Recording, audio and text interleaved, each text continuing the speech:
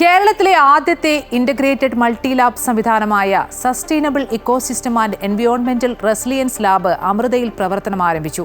അമൃത വിശ്വവിദ്യാപീഠം കൊല്ലം അമൃതപുരി ക്യാമ്പസിൽ നടന്ന ചടങ്ങിൽ Europe Mata Amritanandamayi centre director Swami Shubhamritanandapuri SCER ലാബിന്റെ ഉദ്ഘാടനം നിർവഹിച്ചു. ജലം, സമുദ്രം, മണ്ണ് തുടങ്ങിയ ഘടകങ്ങളിൽ വരുന്ന മാറ്റങ്ങൾ മനുഷ്യജീവിതത്തെ എങ്ങനെ ബാധിക്കുന്നുവെന്ന് നിരീക്ഷിക്കുന്നതിനും പഠനവിധേയമാക്കുന്നതിനും വേണ്ടിയാണ് അമൃത സർവകലാശാല ചാൻസലർ കൂടിയായ സദ്ഗുരു ശ്രീ മാതാ അമൃതാനന്ദമയി ദേവിയുടെ നിർദ്ദേശപ്രകാരം SCER ലാബ് പ്രവർത്തനം ആരംഭിച്ചത്. Water sustainability lab, soil ecosystem lab, microbiology lab, marine ecosystem lab, climate change and water resilience lab എന്നിങ്ങനെ 5 ലാബുകൾ ചേർന്നതാണ് SCER ലാബ്.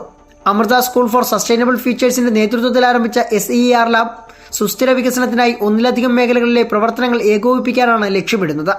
ലാബ് എന്നതിലുപരി സാമൂഹ്യ ഉത്തരവാദിത്തത്തിന്റെ ഉത്തമ മാതൃകയ്ക്കാണ് ഇതിലൂടെ തുടക്കം കുറിച്ചിരിക്കുന്നതെന്നും വരും തലമുറയ്ക്കും ഇത് പ്രചോദനമാണെന്നും ലാബിന്റെ ഉദ്ഘാടനം നിർവഹിച്ച Europe Mata Amritanandamayi centre director Swami ശുഭാമൃതാനന്ദപുരി പറഞ്ഞു.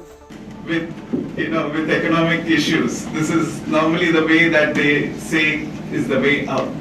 To balance ecological, economic and social goals such as sustainability. സർവകലാശാല പ്രൊവോസ്റ്റും Amrita school for sustainable futures ഡയറക്ടറുമായ doctor Manisha V Ramesh, principal doctor M Ravishankar, ഗവേഷണ വിഭാഗം മേധാവി ഡോക്ടർ സുധ അർലിക്കട്ടി എന്നിവർ സംസാരിച്ചു. അമൃത ന്യൂസ്, കൊല്ലം.